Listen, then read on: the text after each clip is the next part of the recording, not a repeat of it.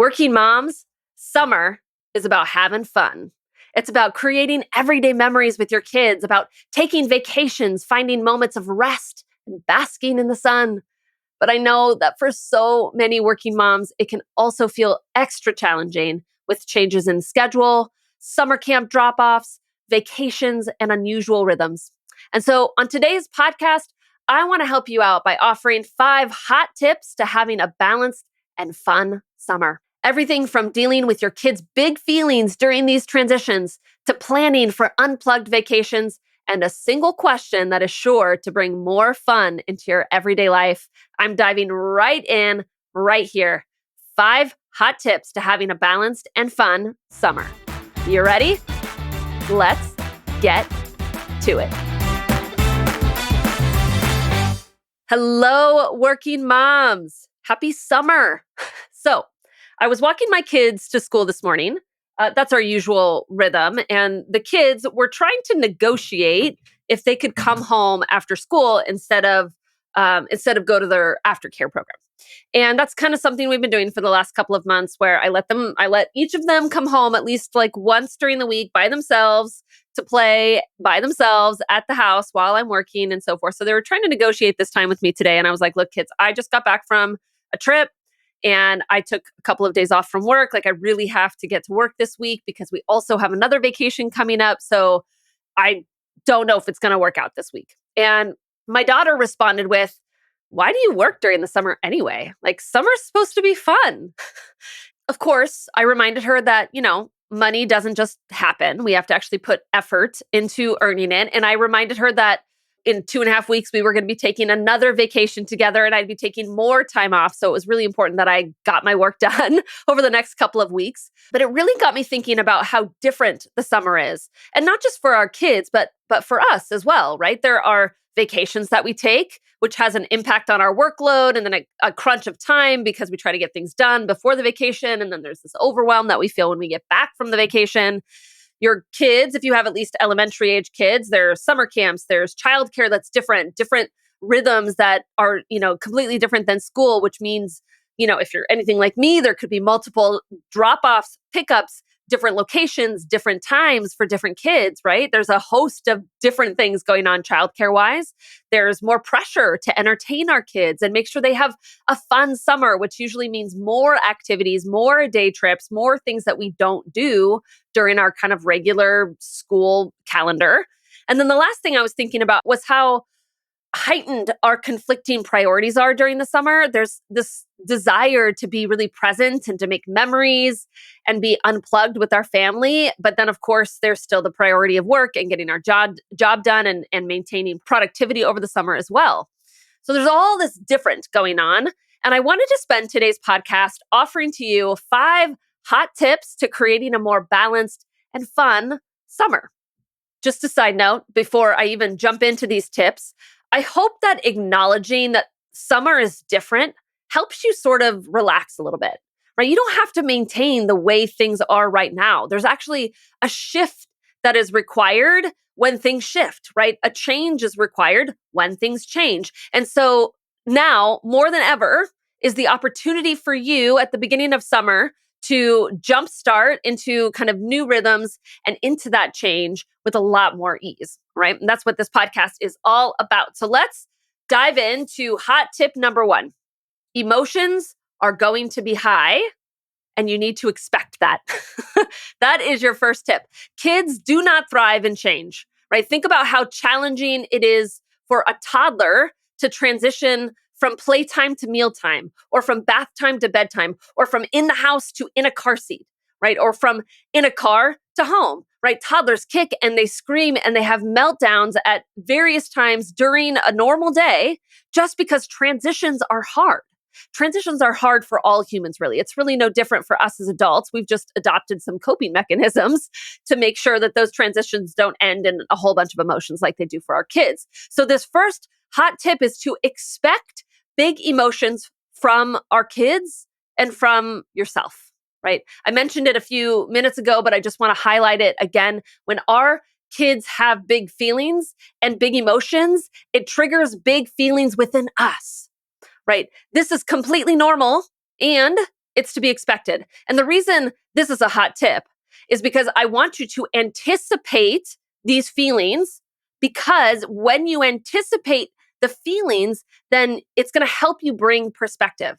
Right? Your kid isn't a bad kid. Your kid isn't challenging. Your kid isn't a hot mess. Right? Your kid is just transitioning, and with transitions come emotions. And when you have that perspective, it allows for you, for us, to connect with our kids through those emotions in a very different way, because we're not judging them or even kind of resisting those emotions that are within our kids. Giving you an example, between my two kids, my son is going to have a much harder time transitioning out of the school year and into the summer. He's going to put up a fight every day going to school, guaranteed. He's not going to want to go to school. He's not going to want to get dressed. He's not going to want to put his shoes on. He's going to want to be his hand to be held through the entire process, because he's not going to want to go. And he's definitely not going to want to go to after school, because he doesn't really like after school to begin with. So he's definitely not going to want to go to after school, and he's going to have meltdowns at the idea of even having to go to after school. And so we're probably going to struggle at bedtime as well, because he's going to be anticipating the next day when he's going to have to go to school, and he's going to have to go to his after school program, two things that he doesn't want to do. And so bedtime's already going to have a bunch of emotion to it. But I can tell you that this is how my son is going to handle it, all because of just this normal transition that we go through from school time to summertime. Because I already know that when those emotions and when that resistance and when he needs that extra bit of help comes up, I'm going to be much more calm and much more caring, much more connected to him through that process. It's not going to trigger me as much, because I already know ahead of time that the transition is going to bring a lot of emotion for him. And I could plan for a little bit of extra time that we might need in the morning. I can plan for a little bit of extra time that I might need after I drop him off at school. And after we've gone through all of these big emotions, I might need a little bit of time before I jump right into my work, because I'm going to have all these feelings. So I'm going to need to kind of re-regulate my own body and my own emotional self before I even head into work. So I can plan for that as well. And just to be clear, these big transitional emotions might not just be out of school and into the summer. It could also be transitioning in and out of a vacation, maybe multiple times throughout the summer, right? Or in and out of different summer camps if you have your kids in different summer camps, right? Any transition that your kids are going through is going to cause bigger feelings, and that's going to cause bigger feelings within you too, okay? So hot tip number 1, expect those big emotions and plan for it. Number 2, I want you to set realistic expectations of what you can achieve each day. If your normal rhythms are off, then you cannot expect to achieve a normal amount of productivity, right? For example, there are multiple weeks during the summer where my kids are going to be going to different camps. And there's going to be 2 different drop-offs that I'm going to be required to do, 2 different times, 2 different locations, and so forth. I'm not going to get back to my house at a usual time that I normally would during a normal school day or a school rhythm, right? I'm going to be coming in later. And so I can't expect to achieve the same amount within that time frame. I actually need to adjust my expectations. If you are someone that has different rhythms, different drop-offs, different childcare situations, different vacation times over the summer, then adjusting your work expectations is going to be key as well. And you do this by simply looking at your day or your week whenever you sort of do your kind of planning out of your tasks, and you think, what can I actually achieve during this time? And then after you make your list of whatever it is you're planning to achieve, whether that's for the day or the week or whatever it is, you say, is that reasonable? Is it reasonable for me to think that I can achieve that within that time frame? Now, here's a little caveat, because I know all of you out there are ambitious women, which means that you have a high capacity to achieve, and you always think you could achieve more than you actually can achieve. So you need to be realistic. You need to add in a little buffer time. You can't have meeting to meeting to meeting to meeting to meeting, that sort of thing. Your schedule cannot be like fully booked or blocked and think that you're going to be, uber productive within that time. There needs to be a little bit of space. If you think something's going to take you an hour, give yourself an hour and 20 minutes to achieve it. All right. So this is going to help build up realistic thinking for what you can actually accomplish this summer and not set yourself up for failure. Hot tip number 3 is to be clear on when you are not working, right? This kind of goes along with this last tip, right? Because many of us, if we have to shift our schedule in order to accommodate more drop-offs, and we're not going to get back to our desk until later than we usually would, and our work time is going to be cut hours will be cut out of our work time. I mean, for me, our quote all day summer camp is really just 9 to 3. That's only 6 hours, 9 to 3. They think that's all day for a working mom. Don't get me started on it, but it's only 9 to 3. That's 2 hours less than what I normally work, right? So I'm going to potentially have to make up that time in other ways, right? I either have to decide I'm not going to be as productive as I usually am and just not expect that, or I'm going to have to work at a different time to make up those hours. And I know that's going to be the case for a lot of you. Now, that's not a problem, right? I don't subscribe to this idea that in order to really feel balanced, you have to be completely off at the end of your workday. Work should be between 8 and 5 or whatever it is. I believe that work needs to be proactively decided ahead of time instead of reactively decided. So what I mean by that is proactive decision making or proactive working time is when you look at your calendar and you say, you know what, I'm only going to work 6 hours today. I still have to do another 2 hours of work. Here's when I'm going to do that. I'm going to tuck in my kid and then I'm going to log back on, or I'm going to work a half day on Saturday to make up for it. Whatever it might be, it is a decision you've made ahead of time because you can see that you're not going to accomplish all the things that you need to accomplish. Reactive working is when you set out to achieve something for whatever reason, whether your expectations were too high and unrealistic, or your day just got sidetracked with a bunch of meetings and lots of people like needing you and pinging you, and you weren't able to kind of navigate that very well. And so you don't accomplish what you had planned to accomplish that day. And so you're like, well, I guess tonight I'm going to have to work to make up for it. That's reactive working. That's you deciding that the solution to getting more done is working more hours. And this is something that I teach all of my clients, that like we unwire this out of their mind. Working more hours does not necessarily make you more productive. Working more hours certainly does not make you feel more balanced, right? Ultimately, if you want to learn how to be more productive, if you want to learn to achieve more in less time, that's what it means to be productive. If you want to learn how to do that, you actually have to give yourself less time to work. You have to give yourself less time to be productive. You have to learn how to do something in less time. And the only way you're ever going to learn how to do that is if you give yourself less time to do it. So for my clients, it's a no-go. I teach them that the solution is never to work more hours to, quote, make up for something you didn't do during the day. I want you to learn how to fit everything you need to fit in within the period of time that you've decided to work. And then if we have to adjust expectations and so forth, we do that so you can actually learn how to overcome all of those emotions that come up and all of the discomfort that comes up when you actually learn how to stick to your own work schedule, your own priorities, say no to last minute ad hoc meetings and so forth in order for you to focus on your priorities. That's what's required. It's what I help all of my clients learn how to do. It's the only way to learn how to be more productive in less time. So, with things being out of rhythm and your work schedule likely not being normal, right? You need to be setting realistic expectations on what you can achieve, but you also need to be proactive about when you are going to be working and when you are not going to be working, particularly that last one. I want you to know when you're going to be off. In order to create an ambitious and balanced life, there is a period of time in every single day when you are off, which means that you are off your computer. You are off the active working, and you are off being available, right? So you are off. You're off your availability. You are off Teams messages. You are off your email. You are off during a period of the day. It's the only way in order to create an ambitious and balanced life. Otherwise, you just have an ambitious life, not a balanced life, right? You're just working all of the time. You're not lifing as much as you want to life, if you will. I know it's kind of a funny thing to say. So, hot tip for you is to make sure that you are very clear on when your off time is, when you are not in front of your computer and you are not passively working on your phone or in the background in some way. Hot tip number 4 is to plan on being completely unplugged for your vacations. Now that means that you are not available.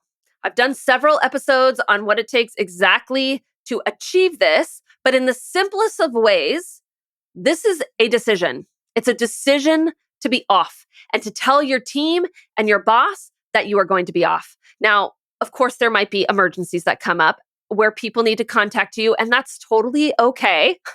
Life happens. You are likely you're mid-level in your career, which means likely there is just a you hold the key to a couple of really important things. That's okay. I want you to be clear on exactly what it is that constitutes an emergency to you, right? And then you need to communicate that out, because what is an emergency to your colleague or to your client for sure is probably not an emergency to you. So everybody needs to be on the same page on what is an emergency and when is someone actually allowed to contact you when you are on vacation. Now, and whatever that is, let's just be clear, it should be like it should be an emergency. It should be like the one in, you know, 100 things that happens that, okay, they actually need you, Rebecca. So you're going to have to log back on. You're going to need to, or you're going to need to take a call or whatever it is. The point is to be proactive in deciding what that emergency is so that you can plan on having a completely unplugged vacation and your mind can rest knowing that everyone's decided and is on the same page on when they could reach out and connect with you, right? So in an unplugged vacation, just to be clear, there's no I'm available if you need me. You don't get to say that when you're taking a completely unplugged vacation. There's also no checking of your email just on occasion because, just simply because you want to. I hear this from my clients on occasion when they're trying to take unplugged vacations. They'll be like, well, I checked my email a few times because I really wanted to, right? And I go, why did you want to? Well, it's, easier when I get home from the vacation, then I'm just a little bit more prepared for what's going on and there's less stress and there's less overwhelm. And I'm like, no, hold on. In an ambitious and balanced life, there are times in your life that you are completely not working, right? That you are just lifing, which means that if you have piled up work that's going to happen when you get back, I would rather you learn how to be completely off during your vacation. And then we'll make a plan for how to deal with all of the stacked, if you will, like the stacked tasks and emails that come in. And we'll make a plan for how to deal with the overwhelm and that stress that comes with that time. But I would rather you learn how to be off, and us make a plan for dealing with that in a more effective and productive way than it is for you to just feel like you always have to work in order to, not feel so stressed and so overwhelmed. Your brain needs that opportunity to rest, and summer is the perfect time to do it. The last hot tip I have for you working moms is to have fun. Summer means more daylight. It means more adventure. It means more time off. It means more vacation time. It means more relaxing on beaches. It means getting out in the sun more. The summer is meant to be fun. Do you remember what that was like as a kid to just have sunlight later and to be on your bike cruising the neighborhood, until dusk? There's just this sense of fun that comes with the summer. Just like my daughter was telling me this morning when she was like, Mom, isn't summer supposed to be fun and not all about work?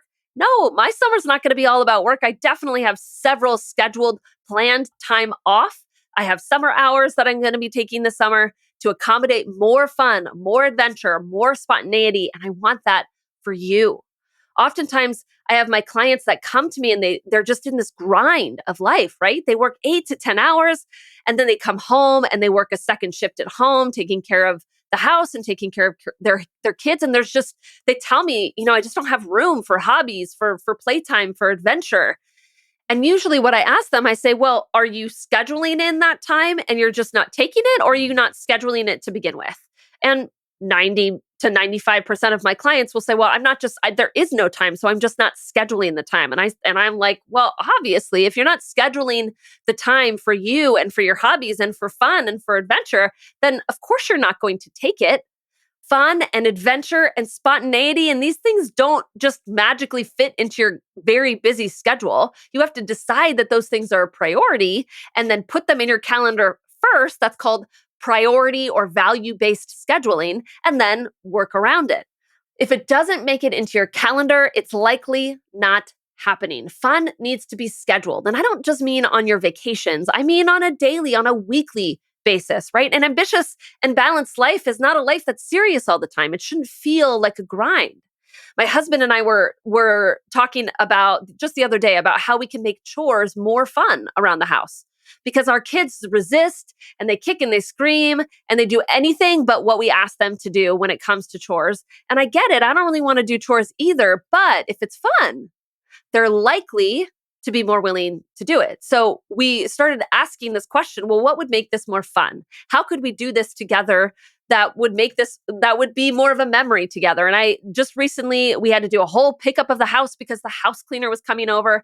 And I talked to the kids. I was like, kids, how could we make this more fun? We came up with a list of ideas of what we could do to make it more fun. Everything from just fun music on to, we decided, in this case, my son and I decided to do everything together as partners, where we had to do it in kind of a silly way. So we actually made a list of silly things we could do. We had to do the task while we were locked arms. We had to do the task while walking backwards. We had to do the task while crawling on the floor. We had to do the task while doing the crab walk. We had to do the task while pushing something with our head. It was great. He came up with the silliest ideas, and we just did these things together to make them fun.